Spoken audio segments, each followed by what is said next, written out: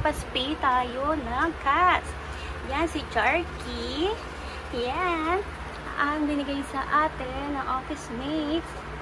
At sasabay din natin si Muska. Muska. Hello, Muska. Muska. Muska. Ang aking babaeng may bigote.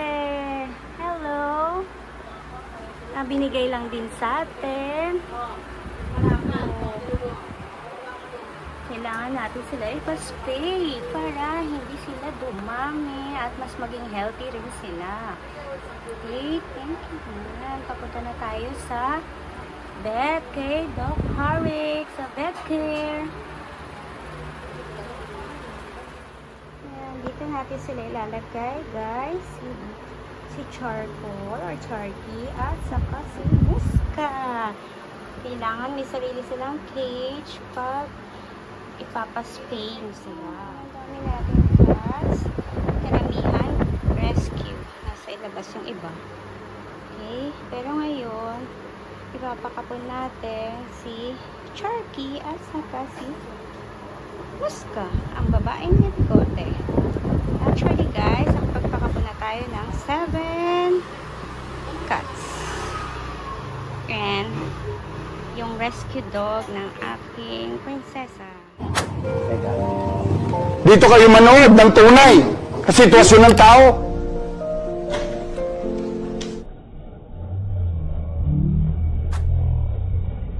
Malamig naman ba yan?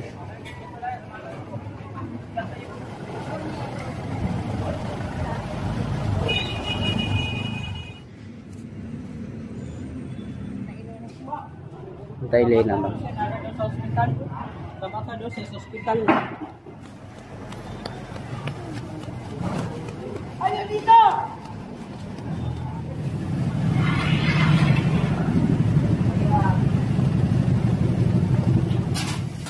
Dito, pera pa magdadalay.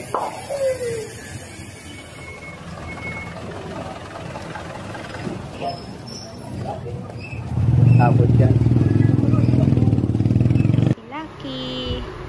Yung merong TVT, pinagaling muna natin siya din kapon.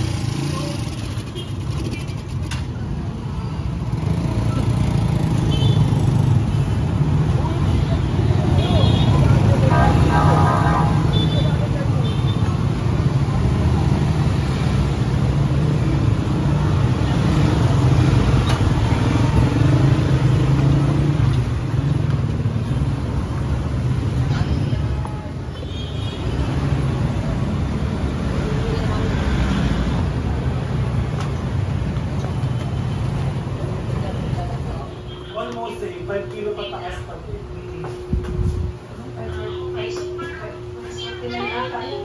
Charky, nandito na po tayo sa breakfast. Waiting po tayo. Kasi ang appointment po natin is 10 AM. So, habang kagagaling lang din nila sa biyahe, mas maganda mag-relax muna. Para hindi mas stress.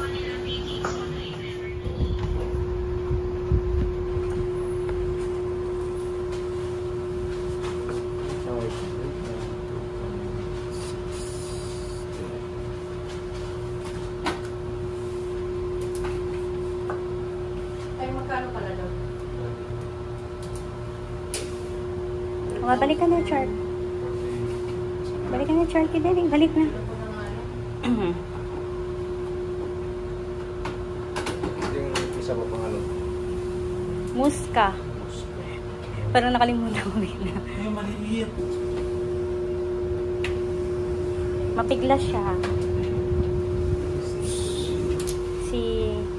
Siya yung mapiglas. Si Muska. Muska. kakauwi lang natin from vet care. Tapos na sila ikapo ni Doc Harik. Sa ngayon, si Charky, ayan, medyo groggy pa kasi siya yung last na kinapon. Nauna si Muska.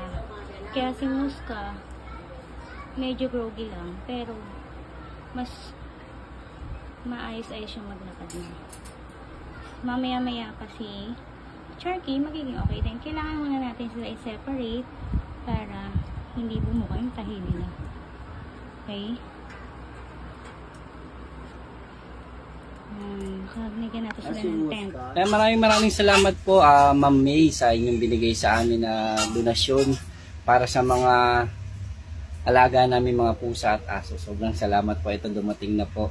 Sobrang nagpapasalamat po ako sa patuloy niyo pong pagsuporta sa akin, sa aking panonood sa aking channel, at ito sa pagdodonate niyo po ng mga pagkain para po sa aking mga alagang pusa at sa mga aso, sa mga stray dog natin at sa mga stray cat natin. At sobrang maraming salamat po sa inyo.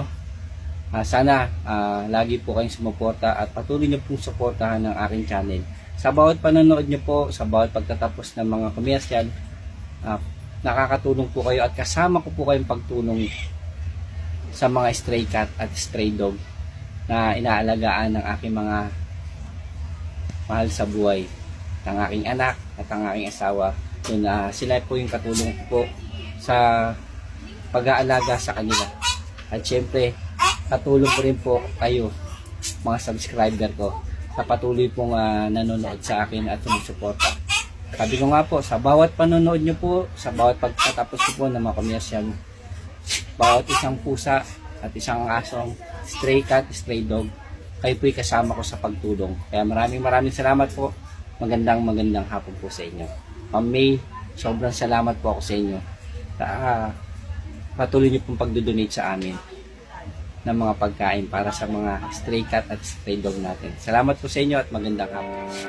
Dito kayo manood ng tunay sa sitwasyon ng tao.